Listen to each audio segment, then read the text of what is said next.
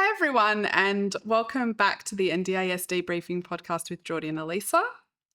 Today, we have a very sensitive topic. We will be discussing some recent deaths that have occurred with NDIS participants. So if you think you're going to get triggered by this episode, feel free to turn it off and revisit maybe one of our older episodes. We're going to get straight into fixations and then we'll bring it back down and continue on with the rest of the episode. Fixation of the week. Fixation of the week. Fixation of the week.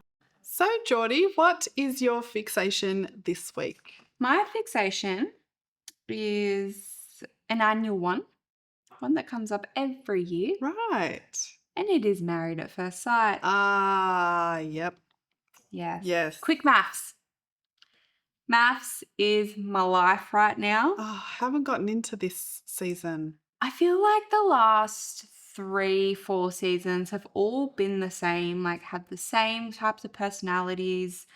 This season in particular, though, they seem to have a fair few really strong couples, though. Mm-hmm.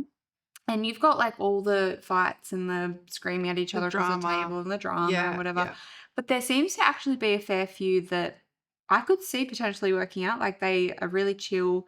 And in that way, the season's kind of boring Oh, because you're only really seeing the dramatic ones or the ones that are walking out on each other and all of that stuff. The actual good couples, because there's so many of them, not really seeing a whole heap. okay. But I do my annual follow all of them, and then as soon as the show's over, I unfollow them, and then I follow the next season of people as soon as it comes back. So at the moment, maths is my fixation. It's also like just a way for me to kind of switch off my brain and just watch something that's really mind-numbing. And just easy to watch. But I'd have to say, not that this will mean anything to you, but my favorite couple at the moment is probably, her name's Alyssa, and I can't remember I was going to his just say, name. oh my God, I was going to say. There is an Alyssa on Yeah. there, but she spells it the way I do. So Yeah. really, she's an Alyssa. And I heard about the drama that had happened at a dinner or something where someone was being really mean to her, one of the other girls. There was like a whole group. There was 3 girls. And what pissed me off about the whole thing was there was like the ringleader. Yeah. A bit of like a, tag along, but she was kind of on par. And then there was one chick that was actually being bullied initially by these two in the beginning. And then she joined forces. Oh, that old trope And of, then I'm they going to join them so that they don't pick on me. Yeah. And then, but like now that the season's gone on, you can tell that she's actually a mean girl at heart. She just, Really? like she wanted to just be in there. Oh. But they really started bullying Stella, which was one of the wives. Stella. And Alyssa. Alyssa. And like really were attacking them. But also drama. So one of the wives who literally like she caused a massive kerfuffle and then left like within 3 episodes or something. I thought she was the mean one. She was the ringleader. Okay. Now the other two have kind of just going back and forth against each other and they're being mean girls to each other. Yeah. But then also kind of bullying other people and bringing them into it. It's a whole big thing. But the one that like made a big kerfuffle and left, it's come out since that she is back with her ex-fiance and she slept with him before the show and got pregnant. I know all of this. Even though I don't watch the show, I know it all. And then she was like acting absolutely insane during her time on the show and then just got up and left. Maybe that's why she was insane. She was pregnant. All the hormonies. Who knows? No excuses. Her behavior was horrendous. Yeah, okay. I didn't watch it, but I'd heard of it and I went and got my hair done and everybody in the salon was talking about it. And I was like, you know what? I just stick up for Alyssa. Like, as a fellow Alyssa, I got to do that. I saw that she spells it the same way as me. She's blonde like me. I was like, how dare anyone be mean to her? It's rude. But she's like, actually, like from what you can see, obviously TV is not 100% correct. Yeah.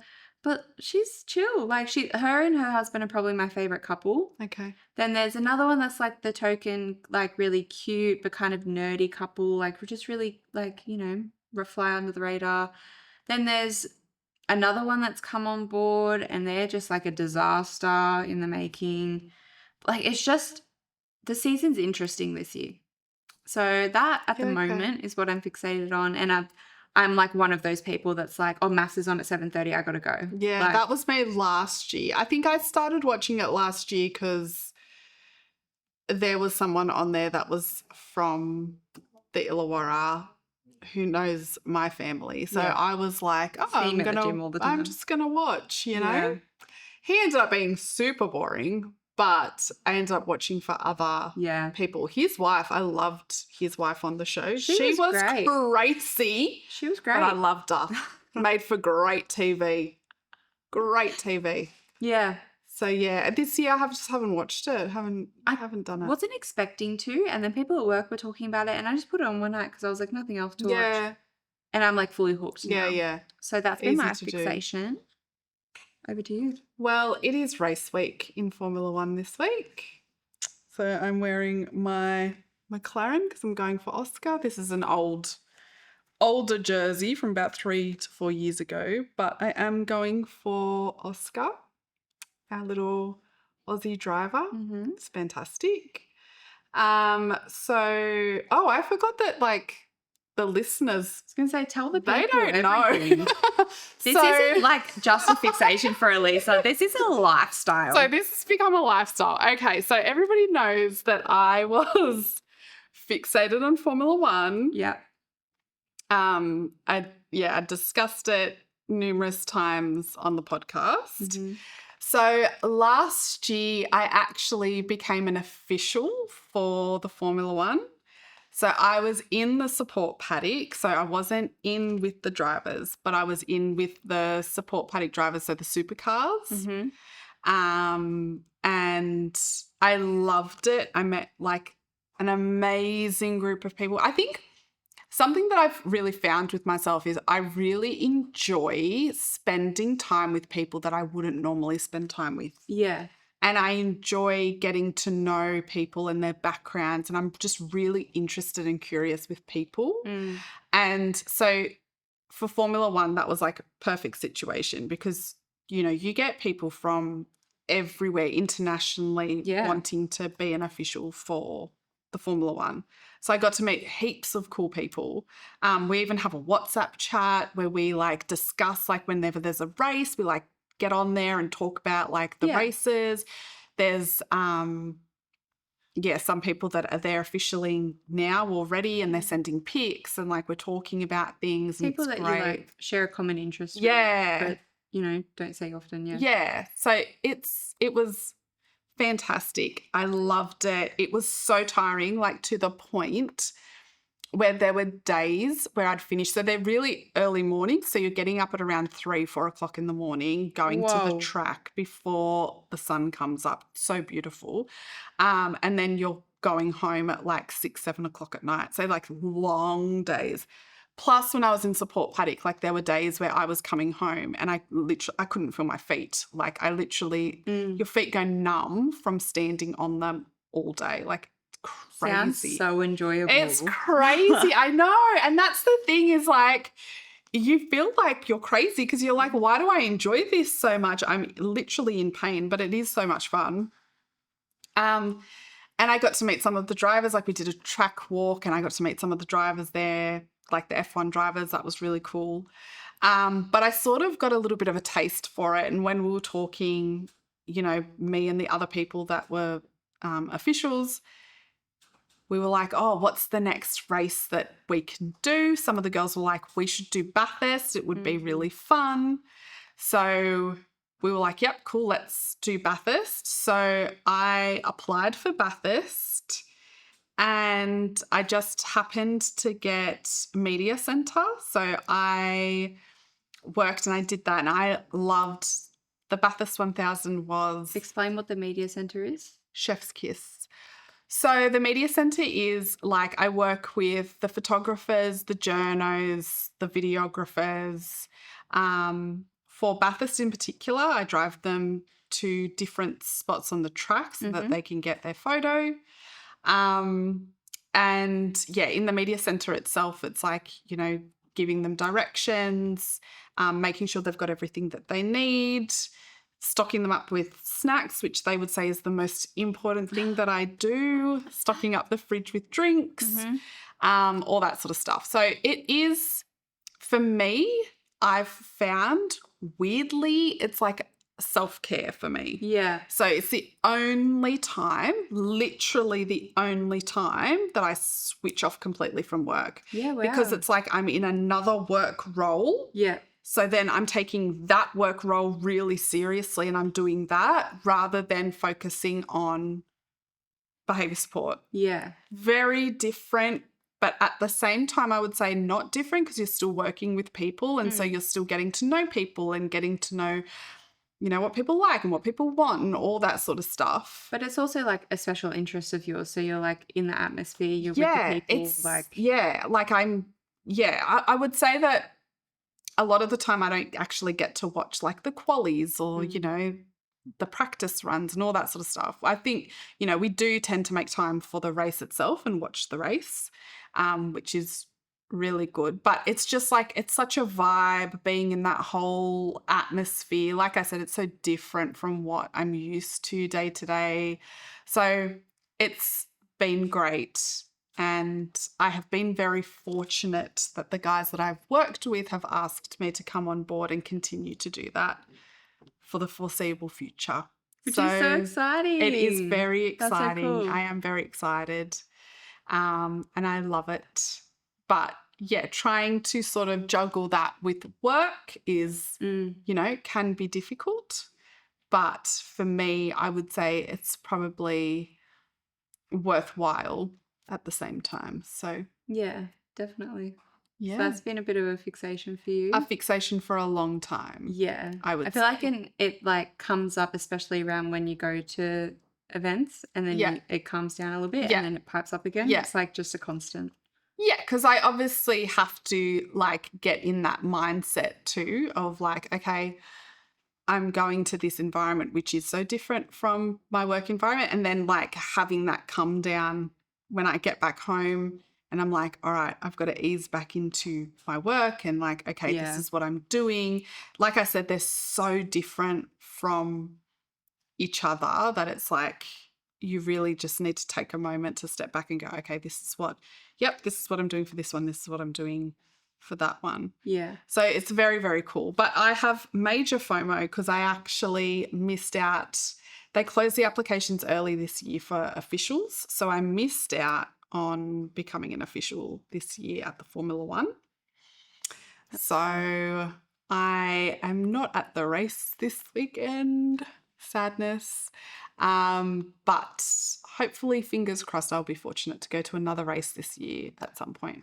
No, it's really cool. And you can kind of tell when you're kind of leading up to going to a race because it's like your Instagram stories get like flooded with like different supercars and racing and whatever. Supercars, yep. The whole thing. And I'm like, oh yeah, she's coming up to a race. She's coming up to a race. Yeah. It's very, very cool. And I think like I love the whole behind the scenes of it, like seeing how everything works. That interests me so much, just seeing like how these major organizations sort of work. And again, it's just so different from the NDIS world. Yeah, it's good to have things that you can kind of disconnect from work, which we obviously love and, you know, really enjoy, but also having something else that you can focus on and enjoy just as much.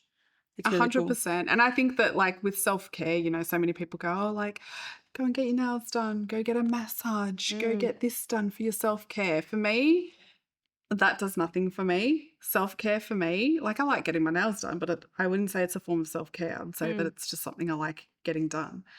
But for me, going to the races really is self-care because it's the only time I can switch off. Yeah, and you're just in that mode because it's also like you have responsibility. Like it's not just you. Yeah. Like a lot of the time when you go and do self-care, it's like, oh, if you don't get your nails done, no one else is depending on you. So it's kind of like, okay, if I don't get them done, I don't get them done.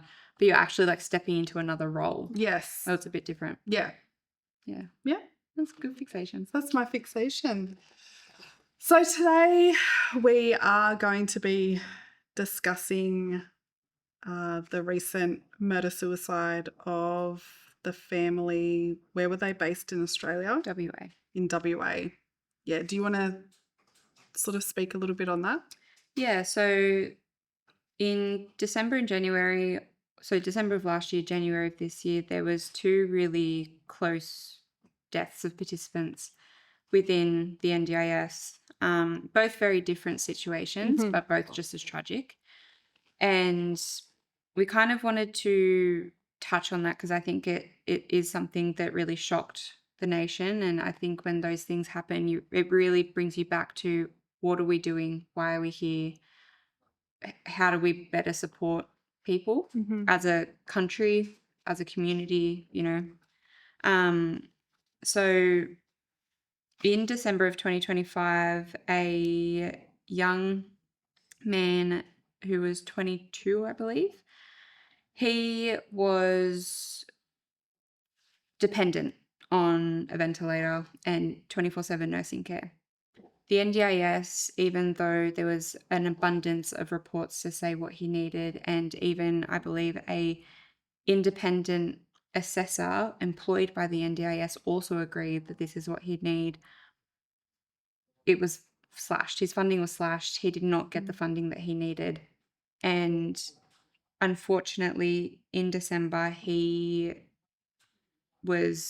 passed away due to his ventilator disconnecting during the night and no one being there by his side to reconnect it, which very, very tragic and could have been avoided. And I think that's the thing that everyone who saw his story was saying was this could have easily been avoided if the family would just listen to. And his provider actually put out a article or a statement explaining in detail, you know, their role, his needs, what was happening, and went into a lot of detail around the struggles that the family had in trying to access the support that he needed. And I think one of the things that they highlighted was that the ART, so the tribunal, was reviewing whether 24-hour registered nurses was reasonable and necessary for the young man. And the agency's own independent expert said yes. Multiple medical professionals said yes. The evidence was overwhelming, yet led to the young man's passing. But the decision in the tribunal was supposed to be upheld in March of this year. So their family had taken the case to tribunal prior to his passing, and within, you know, the space of a 4-month period, he tragically passed away waiting for the outcome. So the outcome would have been a yes?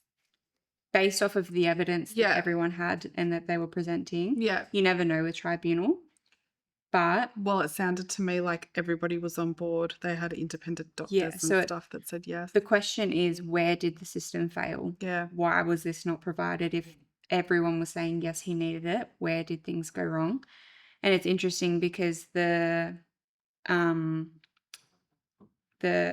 Mark Butler, the MP for NDIS, he made a statement saying, you know, how tragic it was for his passing to have occurred, but didn't address any responsibility, didn't address what was happening with the NDIS or anything like that. And that is similar in the suspected murder-suicide that happened in January as well. And I think that the other thing that the article said was one of the reasons why the NDIS took away his funding for nursing care, and that's the other thing, it's not just 24/7 care, it's nursing care, was that they said that support workers could do the same thing. And I think that the way they wrote it and explained it really, really explained it well, and it was that they were expecting support workers to do something that registered nurses train for years and years and years and years to learn and be able to manage in crises and situations. These support workers they just have to have a first aid certificate. Yeah. And I think he said something along the lines of they were expecting a cabin crew to fly a plane without a pilot, and ultimately led to his death. So it really highlights the gap in the system around listening to people, their needs, and even like, allied health professionals, their families, like what's happening? Why aren't we getting there with their support? So the decision was made that support workers could do that, and that was what they were wanting to fund, was support workers to do that. So does it become a cost issue then, because the support worker would have been cheaper than a nurse? Yeah. So then the problem becomes the fact that, I don't know, the planner maybe not understanding the different roles and what's needed. Again, it's like in those circumstances, like risk assessments and stuff like that are so important to highlight that there is a possibility of death, and that sort of thing. But I think in this specific situation too, the fact that they had an independent expert employed by the NDIS say, yes, I agree with all the medical reports, I agree with all of his allied health reports, he needs this, and yet it still didn't happen, that's really concerning. Yeah, and I think if we go back and think about the ICANS assessment and them saying that they aren't even going to be taking on medical reports anymore, that's kind of scary, especially in an instance where you have someone that is supported highly with medical equipment and all that sort of stuff. Like, that's really scary. Yeah. So was it that tribunal, like the wait was going to be too long? Because I feel like that's another thing as well. Tribunals, I think, when the ICANS assessment comes into play, I don't think that they're going to be able to make a decision in tribunals anymore, from what I understand. So is this because they are just so inundated with so many people taking things to tribunal that, they're making people wait for really long periods of time? Yeah, and I don't know how long the wait was between them applying for the tribunal and the March date coming up, but because basically at the moment, any type of appeal that you put in within the agency, they can just turn around and say, no, we agree with that decision. You have to go to tribunal if you want to dispute that. And I don't think people really understand the energy and capacity you have to go through tribunal. It's court. You have to either have the finances to pay for a lawyer or do it yourself, which requires a lot of capacity. And I wouldn't say that I would be able to do it myself to go through tribunal. Okay. It takes a lot to go through it. So there's so many people going to tribunal, especially because they're not getting what they're needing. Yeah, right. And in terms of the family in WA, this happened in January 2026 and it was national news. Yeah, this was everywhere, this story. Tragic. It was horrendous. And so what happened was a family were found. It was flagged by their neighbor that they hadn't seen them in a while and they were concerned. And what the police found was that the family it was a suspected murder suicide. And the reason they thought that was because the parents had left 2 notes, both detailing the amount of stress and pressure they were under, both detailing how they had felt like they had no way out, that they were really struggling, and that this was the only option for them. Because both their sons were disabled. They both had really high needs, both of them, didn't they? Yeah. So they both had, I believe, ASD level 3. Okay. May be wrong on that, but that's how the reports read. Yeah. But they both required intensive around-the-clock care. And so the parents were forced to provide that full-time care because the NDIS had cut their funding. And they also the people around them were saying that they had reported the parents had reported they were facing never-ending battles with services and were told their children were too difficult. So I don't think it was just the funding aspect. It was that there was no providers that could actually provide support either. And unfortunately, the outcome was the death of a family who were crying out for help in that instance. And my first thought is just how does a family fall through the cracks like that, to the point where they get to the point where they feel that's their only escape and their only way out. And no one can put themselves in their position and think about how they would have been feeling and thinking, and why didn't you do this, why didn't you do that, because that's not at all anyone's position. When you're in those moments, you have to do what you have to do to survive and to get through, and this was the only thing that they felt. I think it's just so sad that they felt like the best thing to do in that situation was to end it all. And for me, that's like, wow, you got to such a dark place where you thought that was your only out. Yeah. Like, breaks my heart. But it really breaks my heart for a few different reasons. And I think that there was talk about them leaving a note basically saying that, it was because the NDIS had cut their funding and all of that sort of stuff.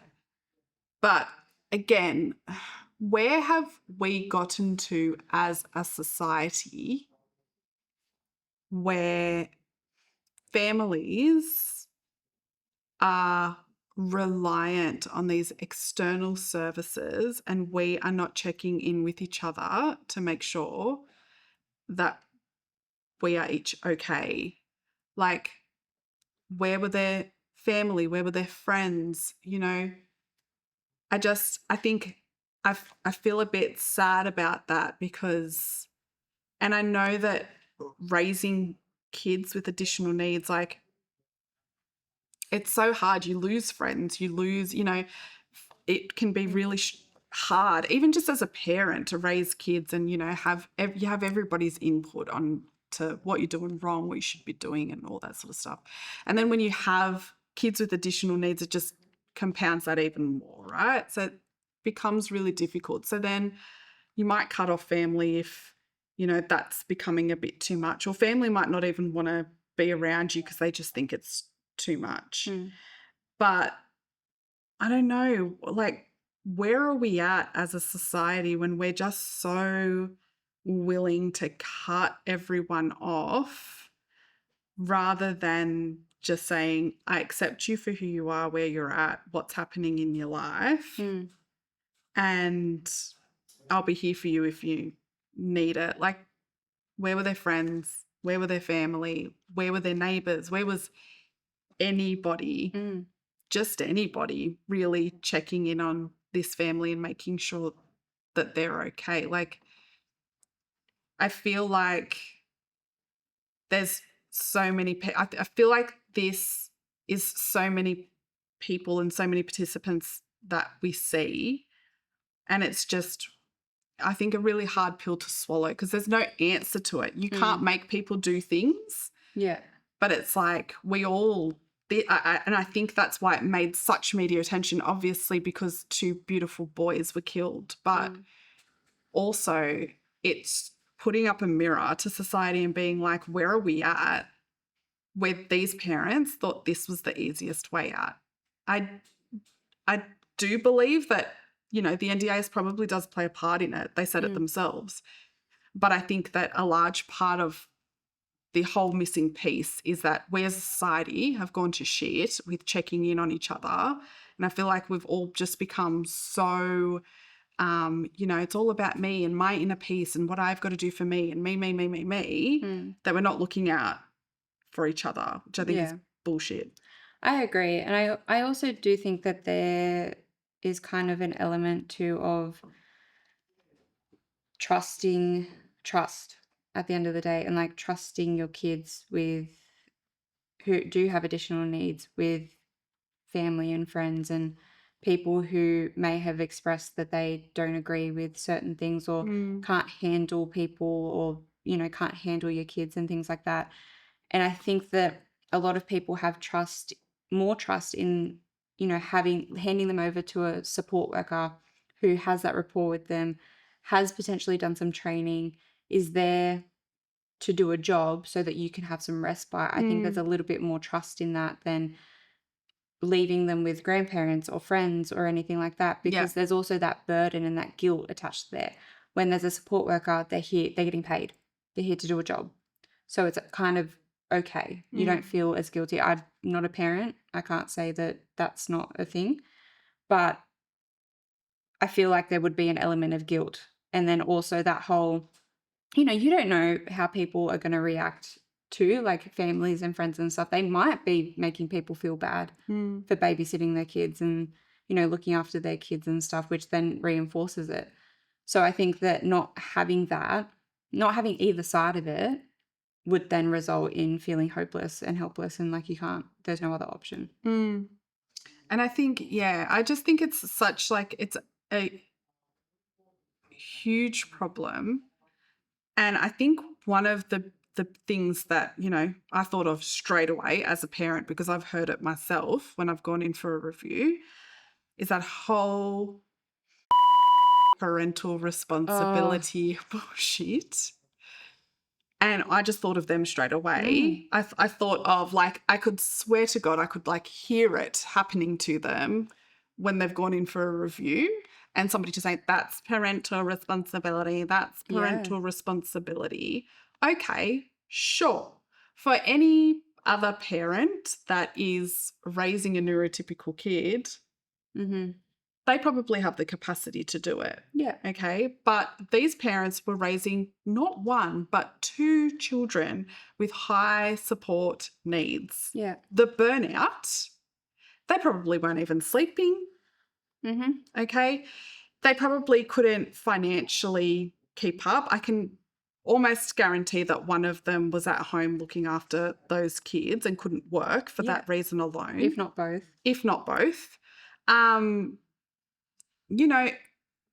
The fact that the NDIS does not want to acknowledge this is beyond.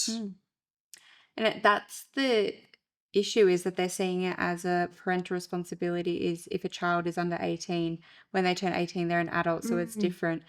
But if you're looking at a 14 and 16-year-old who don't have the same capacity as their peers, and their capacity hasn't developed any further than a 5-year-old, if you compare that to parents who are raising other 14 and 16-year-olds neurotypical children, how does that fall into parental responsibility? Yeah, exactly.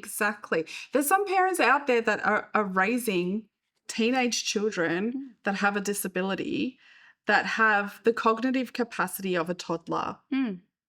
Literally having to help them with the toilet, help them with all sorts of personal care, making sure that they eat, cutting up their food for them. Yeah. I don't understand this whole parental responsibility. I do, to a point, okay? If you've got a child that by all means has the capacity, and there's a lot of kiddos on the NDIS that do have capacity to do certain things, sure. If you're asking for something super unreasonable, sure. But with this particular family, it doesn't sound that way at all. It sounds like their lives were really fucking hard. And I really feel sorry too for the people that would have been working with this family, like the support workers that probably had their funding cut, and I think other that providers. A lot of them came out saying, that they were willing to help the family. They wanted to help the family, but they couldn't because there was no funding. Yeah. So that was another thing. And to know that you have this relationship with the family and that you wanted to help but couldn't, and then see this happen, is tragic. So tragic. And I think about, even with our participants, there's been a lot of scenarios where we have had to say, we've fought so much to get them the funding that they need, and it keeps on getting pushed back, pushed back. And you just think, this participant is going to probably pass away before that funding ever comes to fruition. And it's sad that it's a reality. And I, as a support coordinator, sometimes I have to have those conversations with people depending on the situation. And I have to be the bearer of bad news and, you know, not be able to guarantee them anything. And I can go into a review, sure as chips, that I'm going to get what we think we're going to get because all the evidence is there and everything. And then we come out with either the exact same or a little bit less. And there's nothing we can really do about it. Yeah, and that's the thing, is that you might have that same evidence for a totally different participant. You might have the functional capacity assessment, you might have incident reports, you might have the, you know, behaviour support plan, all of that for one participant. It works, gets them, secures them that funding. This has literally happened to me recently. And then another participant, you submit the same evidence expecting the same result. Yeah. And it gets knocked back and you're like, what the hell? What happened? Yeah, this literally happened to me recently. And it sent me into a tailspin. I had no idea. And to, you know, come out on one side and being like, oh my gosh, we did it. That's amazing. That's so cool. This person's really going to start to be able to thrive and, you know, like really not have any risk and just live. And then to turn around and have to tell the other family it didn't happen. Yeah. We have to start again. And the last 12 months of waiting that we had to do and all the other stuff, like, you know, not being able to get supports because we had to spend all of the funding on getting reports. Yeah. I'm so sorry that that happened, is devastating. Yeah. And families and stakeholders, they're just tired. They're just tired of constantly having to fight this battle. You know, a battle that shouldn't be a battle, you know? Yeah. And, you know, I don't think it's not broadcasted often. And I'm sure that there are quite a number of deaths that result as there are quite a few deaths that are, I can't say it. There are quite a few deaths that are because of NDIS funding not being sufficient. But when you hear these types of stories in the news, it really, really drives it home, and it really just puts it in your face and makes you think, what are we doing? Yeah, absolutely. And I think that, again, this, you know, the media and sensationalizing like these headlines that the NDIS is a ripoff and all of these things has only led to then all of these cuts, which has then led to ultimately participants passing away because they're having their funding cut. So like it's just this flow-on effect, and it's become bigger than Ben-Hur, and it's like,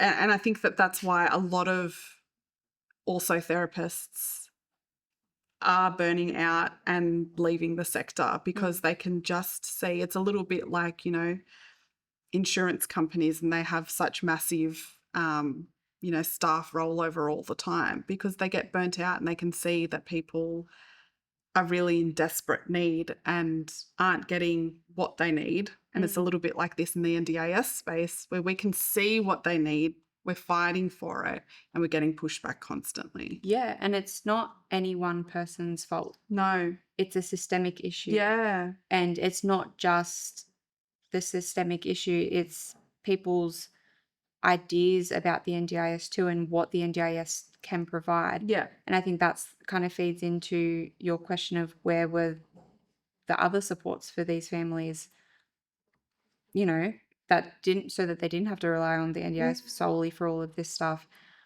Is I've come across time and time again people just going, oh, they're on the NDIS, they'll be right. Yeah. The NDIS can do that. Yeah. Oh, they've got support workers, they'll be right. Yeah. And it's not. You need a village, you need a community, and it's not just informal supports, it's education and it's health And there's so many layers to it where So many layers.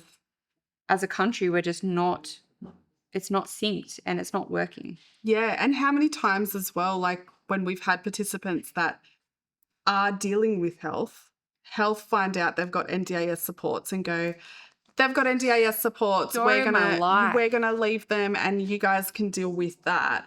And it's like, well, no, we should be working on this together and collaboratively, but they are so quick to just palm off. And it's because that's they're part of the underfunded. problem.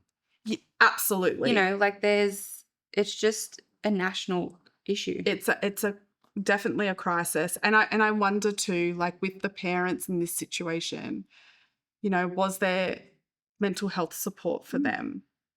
You know, was that something they were able to access? Were they turned away? We don't know the full story. Yeah. But I do think about that side of it too. And that's the thing. This could have been a 3-year battle, could have been a 6-month battle. Like, we have no idea. Yeah. We don't know. And it's not necessarily our place to know this personal information. But it's just, both of these things are such tragic events that potentially did not have to happen. Yeah. If we just figured it out. Yeah. Yeah. And I think that, like we've said before, you know, the NDIS can be a massive life changer, can be so positive in someone's life, but at times, man, they get it wrong, you know, and unfortunately, it was for this young family and yeah, they got it so wrong. Very sad. Very, very sad. Very sad.